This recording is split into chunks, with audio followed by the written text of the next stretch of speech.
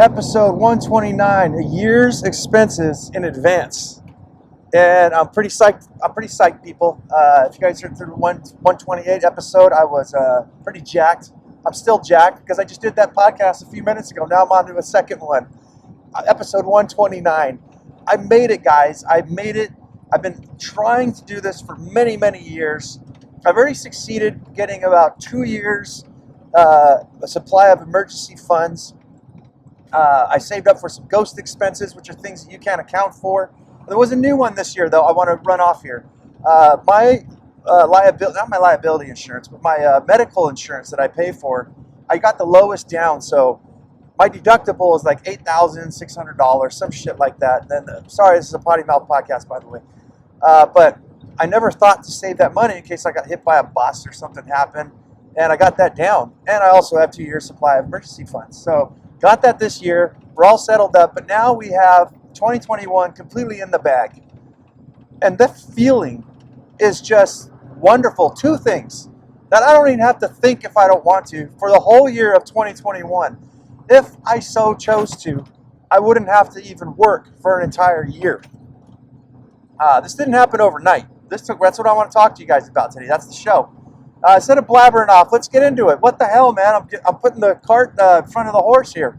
Welcome to another edition of Up and In. I'm your host, Adrian Babshoff, and if you're new here, welcome as well. And if you're wondering what this show is about, it's entirely dedicated to improving quality of life for both people and for planet and you, exploring alternatives to daily grind through liberation and independence, moving you from surviving to thriving and living life raw. God damn, I'm in such a good mood. The background noise is my mobile studio, my F-350 pickup truck, so that's the sound in the back. It's a 3-hour work commute back home, so I'm utilizing this time to get you guys inspired and get you guys into doing whatever you want. So two things where I started off. I'm happy that I've made this money. I'm second happy that I put a plan and it worked. It's very important to me to convey the message out there to you guys. First of all, that I failed a shit fucking ton. I've started stuff and was like, not so great. The whole thing flopped. It sucked. But I got up, dusted myself off, and I kept trying. I kept reinventing things, and that's how I make things happen. I keep trying and trying and trying. I have a work ethic of a rocket ship, though, I'd have to admit. I never stop. My brain never stops. I never stop looking at positivity is a thing I look at. I got down really, really bad. Separation, divorce, things, single dad, taking care of my kids by myself, never really get to go out much. I started to get kind of down, kind of get bored, and just with the life in general, with the rules and regulations around us, but just the things happening in life. And, things can get ugly. But when you start focusing more on your dreams and ways out of it, stay positive, and actually make that your goal to always turn something that's negative into something positive, work very hard at it immediately. That's what I look at. Somebody starts saying something negative, I'll try to change the conversation. Somebody tells me I can't do something, I ask them, what do you see that I don't see? Please explain yourself, and I want to take notes. I want to learn. I want an outside perspective. Sometimes that's the most powerful. Sometimes what I find is people just don't like people being successful. They don't like people being positive, and yeah, it's gross. But when you fix those things and when you start trying things and not listening to the herd, the sheeple, and actually go against the grain and you get enough of these under your belt, it charges you the fuck up, man. That's that's what it's inspired me to do this whole show, is that you guys, there's you listening right now. You too can do stuff different. You just have to imagine your way and invent your way into and out of whatever it is that you want. So let's talk about this. How did I do this? The very first thing is, which I preach on this show a lot, is budgeting. How would I know how much money would I need to make for a year, and how would I know that I can actually keep that going? How do I know that I keep a budget? Because I practiced. So the very first thing that I've been doing is budgeting for the past 3-4 years, using such things as Apple's numbers and Excel spreadsheet. And I practiced these things. I started like a gasoline, to make it short for you guys. I did a whole show on it. I think I was sloppy back then when it first started out, and I didn't really number the show, but I should be budgeting. But practicing is like finding the MPG in your car, the miles per gallon. You can't find this right off the bat. Things fluctuate. For instance, I'll buy a whole giant batch of toilet paper in bulk, so I want to save money. buy a bunch of food in bulk. That means that my grocery bill went from, say, $500 or $1,000 one month to $200 one month to maybe $100 for the next month, and it looks like I wasn't even buying anything because I pre-bought a bunch of stuff. So you kind of got to average everything out from all the years. Take a good look when you do your taxes. That's probably boring to a lot of people to do an audit on yourself. A lot of us will do taxes for our business expenses, but if you do it for your personal expenses, it kind of gives you an average. It's kind of nice to know where your money's going. And that's, to most people, is boring and extra work. But because I've done that work, I don't have to work for a whole nother year if I so chose to. So you pre-do the work in advance. I think a lot of this, what I'm coining as the alternative lifestyle design is exactly what it is you design your life, or something else or somebody designs it for you. I personally don't like being told what the fuck to do. I like to do things on my own terms, and that's exactly what I intend. That's what I've been doing, and I've been quite successful at it. So because I did all that work, now I really don't have to work for the rest of my life trying to figure out what can I live on. This also helps with retirement, which I've got in my show notes, I believe. But yeah, by practicing and doing this, as long as I stay with my budget, I'll know if I exceed a certain amount of money per month that I'm going to have to hold back on a lot of different things. No more going out to eat, no more indulging in things that we don't absolutely need to. So by practicing what I need to budget for, and also I think very equally as important is practicing keeping up with the budget. To let you guys know, when you use Excel spreadsheet, it's not only just to average everything out, but you can also, it adds everything up for you. Sounds like a lot of work, but when you do the work, as I said, you get familiarized with it, it becomes nothing. All it is a push of two buttons. Every time I go to the grocery store, let's shortcut it. Every time I make any sort of purchase, I put 8 quarters in the laundry. It goes down in my Apple's numbers on my cell phone. That goes down, and I start adding everything up. At the bottom of the spreadsheet, you guys can notice, you guys can think of it this way. At the top, there's the categorizations: miscellaneous, laundry, food, gas, whatever. Every time I make a purchase, it automatically adds everything up all down to the bottom of this page, right? And at the bottom of this page, from left to right, it adds all those sums up. Auto sums everything up. So as I'm going through my day and I spend $200 on groceries, all I do is scroll down and go and scroll over to the right, and it looks and it says, oh, I'm about $2,500 this month. Ooh, I better start watching out what I'm buying. So at a glance, that's how I practice. That's how I know how much I have to spend per month. So this took obviously a lot of planning. How did I make the money is probably what a lot of people are interested in as well. Well, this took a lot of planning for my business.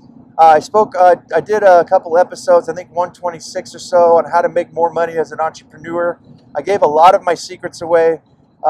Basically, I make my own money, and I do my own thing, and I get to charge as much money as I want to charge on jobs. So as I spoke on there was a moment of guilt that people feel if you're going to overcharging people. And when I look at, because of my years of experience, as I spoke with budgeting, because of my years of experience doing construction and the things that I do, I'm actually getting sharper and faster, which I think if you're not, there's something fucking wrong, right?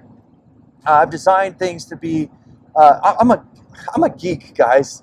Like, I do time audits on myself. For instance, when I climb a roof ladder or something, every time I go up, I take something with me. Every time I go down, I have empty buckets, I take something down with me. I just make every move count, just kind of like the Japanese, how they do movements and stuff. They've even perfected a fucking glass of tea, how to pour a glass of tea perfect. I think it's beautiful. I think sometimes it's kind of ridiculous, but I think that it's cool to have energy and motive and direction in every move that you make in your life. So I kind of like it, but I kind of think it's funny too at the same time. I don't know, I'm fucking weird on that. But how did I do this? I stopped taking money from, or stopped expending energy on people who just wanted a cheap job done, right? I never ripped anybody off. I charge by piecework, not by time. I do not trade my time, my hours, my time for money. I trade my skills for money. That's how I make more money. If I took a single job that I would charge, say, $5,000 for, and I gave it to a rookie or gave it to somebody, or the homeowner did it themselves, it would probably take them 5 times as longer to do the job than I can. Certain tools, certain techniques, and things that I've been working on over the years, over and over and over again, perfecting, as I said, pouring a glass of tea. I work on perfecting almost everything in my life. and look for the ROI, look for ways that I can actually make really good money. How can I make things faster? Where are things that actually pay more money? One of the things I found is repairing work that the big mucky mucks have done. There's more money in it. It's a pain in the butt. It's a lot of jobs that most people don't want to do. It's a lot of people, jobs that people underbid because there's a lot of people out there that think that it's a small job. And what ends up happening is they end up having to come back and fix it for free, or they just disappear, and there's a very frustrated client. I wait for the clients that are very frustrated. I've had people try to come in here and fix these things. I come in, explain exactly what went wrong, how it went wrong, how I'm going to fix it so it never goes wrong again.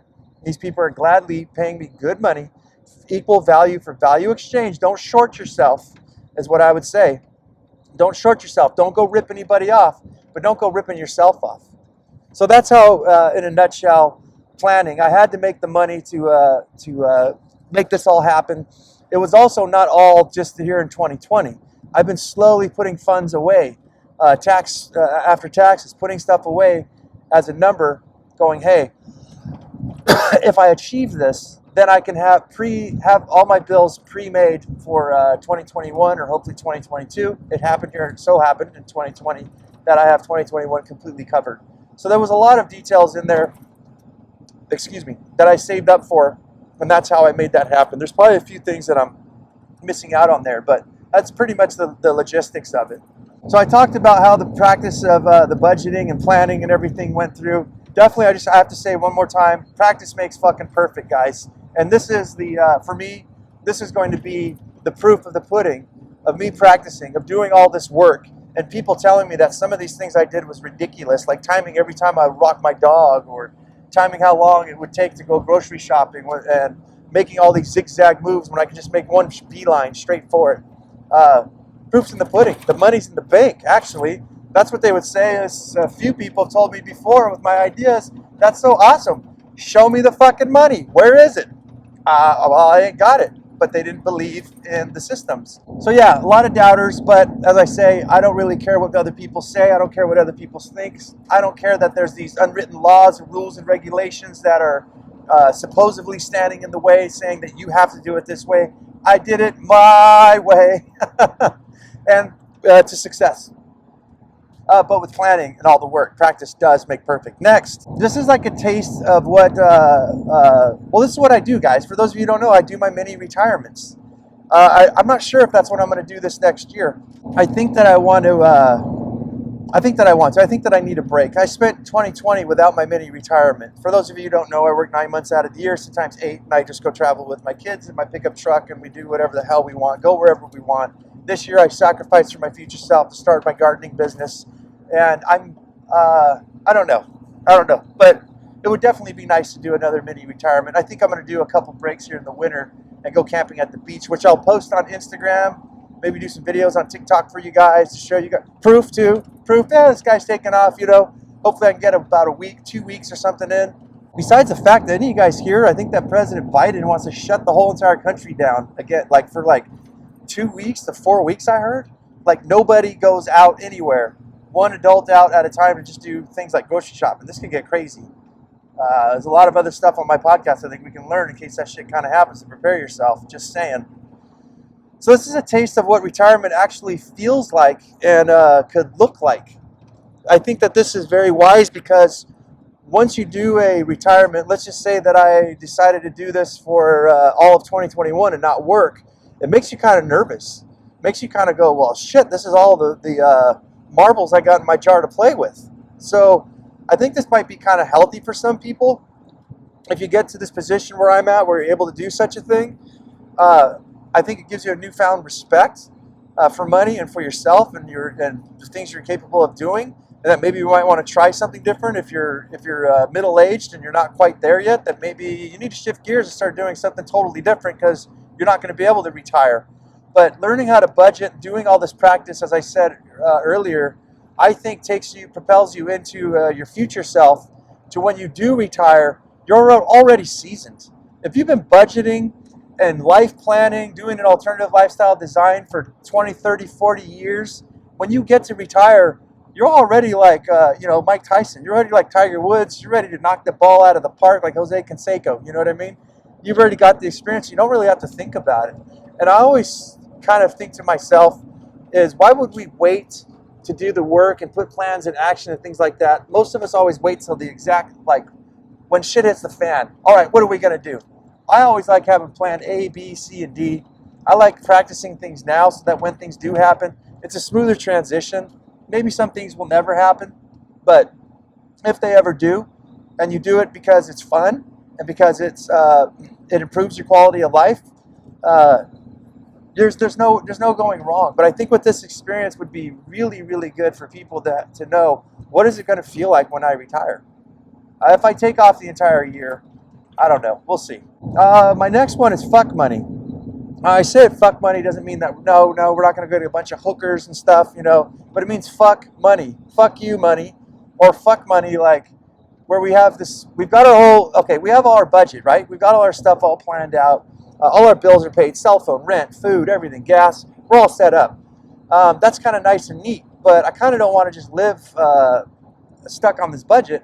If I'm able to, I'd like to get some fuck money. So meaning to go to sushi twice a month instead of once a month. Maybe to buy myself a few things. One of the things I'd like to get is a cooking wok. I hear you can make healthy fast foods. I love Vietnamese foods and stuff like that, like veggie stir fries and stuff like that. And growing a garden, I'm gonna have tons of vegetables, so a wok would definitely be nice. But things of that, like that, maybe a new guitar, a longboard skateboard for my daughter because she's getting into skateboarding, things like that. Add some fuck money up besides ghost expenses, things like that nature, and all your stuff. Get yourself some fuck money so you can actually have some fun. So, yeah.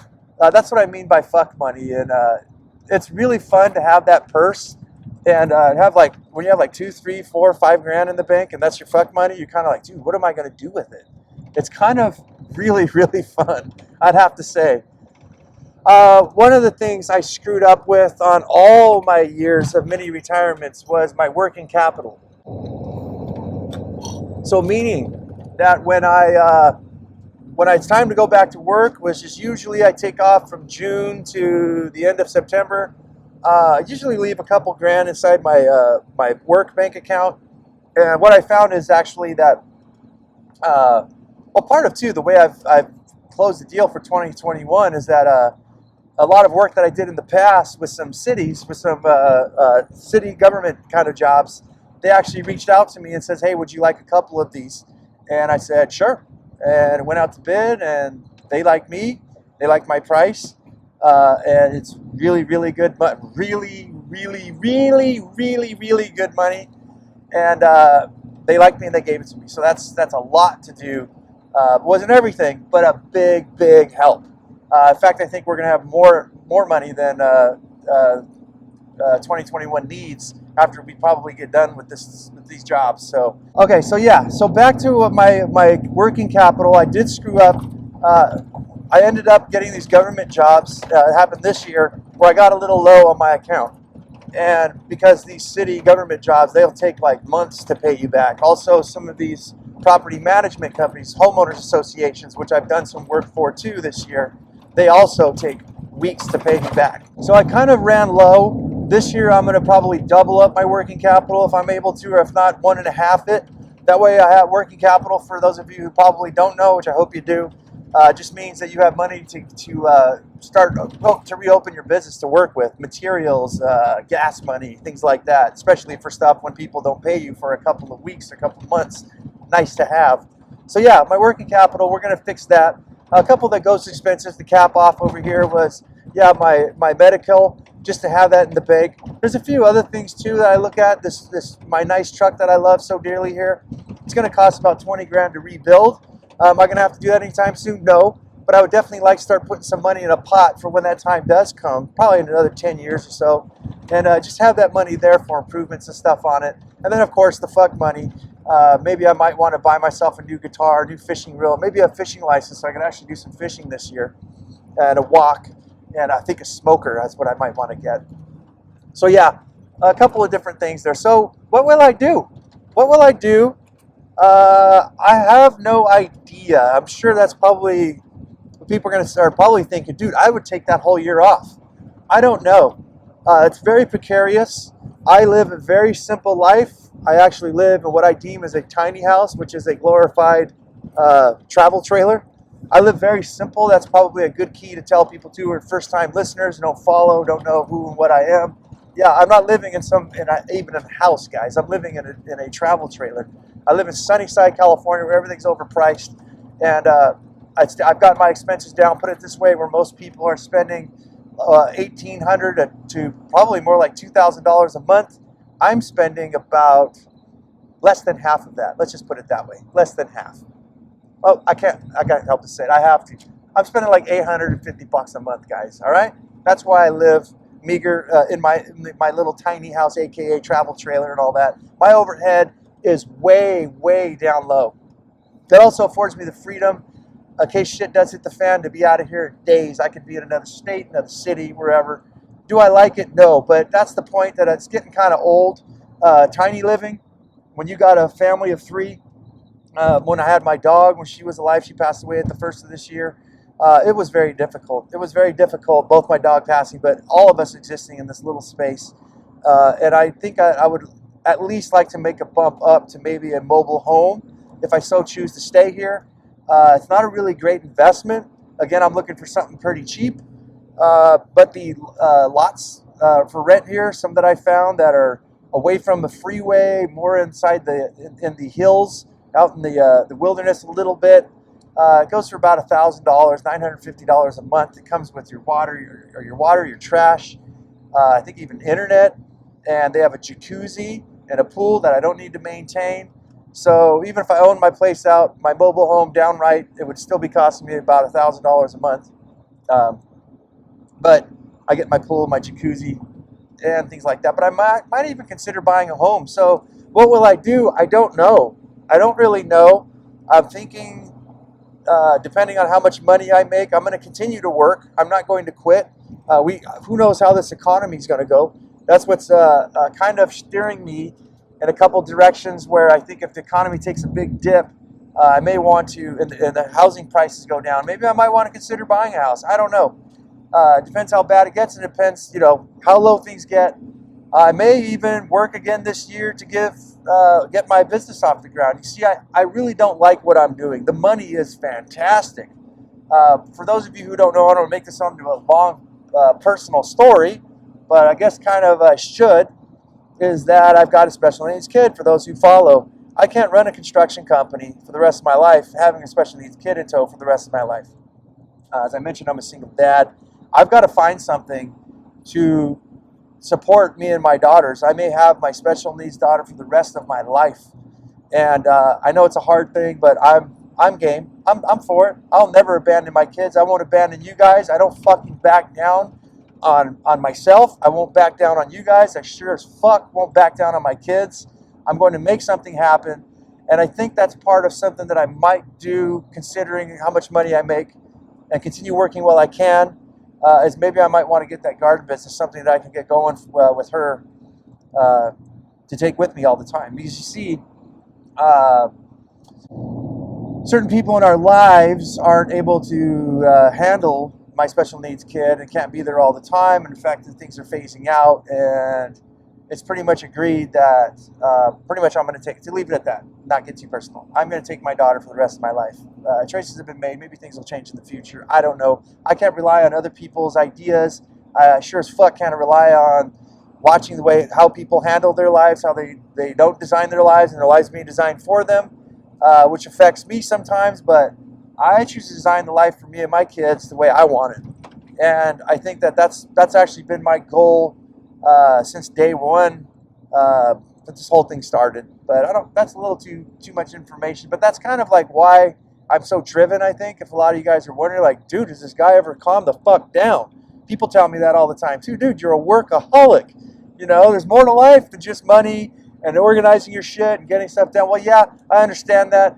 I think as I opened up with the very first of this show, if I have to go through all these hurdles and I'm forced to run my life like a business and organize things the way I am, and you guys didn't have the hurdles, such as a special needs kid and other stuff going on in life, you would excel so fast that my head would spin. getting ahead in life. People want to retire. People want to change shit in their life, introduce new things. The capabilities, the stuff that's out there for you guys is immaculate. And I do think that one day, I don't think this podcast will go very far, but I wonder if one day, if I wrote all this information down in a book and conveyed it that way, just kind of showing people how they can run their life like a business and organize stuff. Who knows? Who knows where everything's going to go? Who knows what I'm going to do for 2021? All I know is that I feel fucking fantastic, all fizzy and fuzzy inside. And it's not really because of the fucking money. I feel because of the achievement first is what my ideas and my plans, and that's what I hope for you guys. The things that I'm doing are working. And I know that things I could share, you guys may not replicate it exactly the way I do it, but maybe you can learn a few things and you can also do your dreams. You can buck the system and say, fuck you, actually. Fuck you. I won't do what you tell me. Rage Against the Machine stuff. Fuck your fucking unwritten laws, your ideologies of all this shit, your ologies on all your ologies.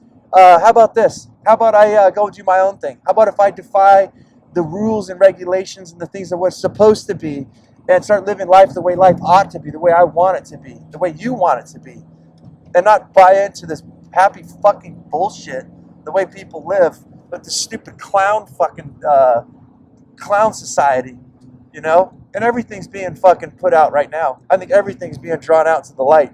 Systems are failing, things are happening, a lot of people are losing their fucking shit, losing their fucking minds, and I don't hope bad for everybody, but I hope that you realize that the things that we support do not support us. You need to support yourself. You need to believe in yourself.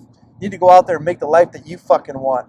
Have some fucking guts, have some balls, have some glory, have some adventure in your life to go out there and fuck up as much shit as you can, because you'll fucking learn a lot, man. I can't tell that one enough. The life is meant to be lived, not fucking just surviving. Remember what we said, moving from surviving to thriving. And if this shit keeps going like this, I'm going to have to do something. I almost feel obligated. I almost feel guilty of how positive and how good life gets for me sometimes. And when I look around, the amount of people who are struggling, I think it's pretty sad. But I think that a lot of you, I know that a lot of you aren't willing to do the work. A lot of you think that people like me who are bucking the system, trying new shit that hasn't been done, having to pave a new road, having to go in places never fucking gone before, and thinking that we're nuts and talking shit the whole way. Yeah, you just stick with having your milk and your newspaper delivered to your front door. Us seekers, we're going out there. We're out there making stuff happen.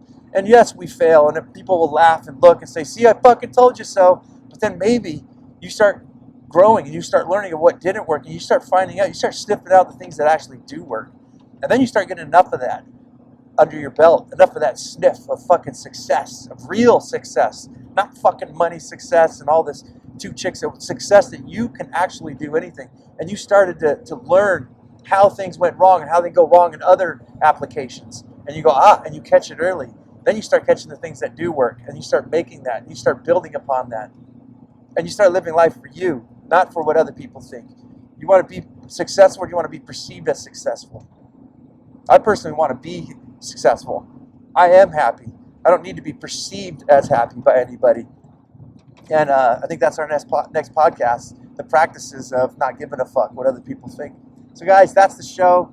Holy shit, it's going to be fun. I don't know what I'm going to do, as I said over and over again, but we'll see what happens. I'm just going to take it as it comes. Check it out on YouTube. I post these podcasts on YouTube. You got Spotify and Apple iTunes and everywhere else. There's also TikTok, Instagram, and Facebook. And as I always say, guys, go out there and have yourself a near-life experience. Don't lose your muchness. Carry on the fire. Human up. Live it, love it, own it. And bone it, my friends.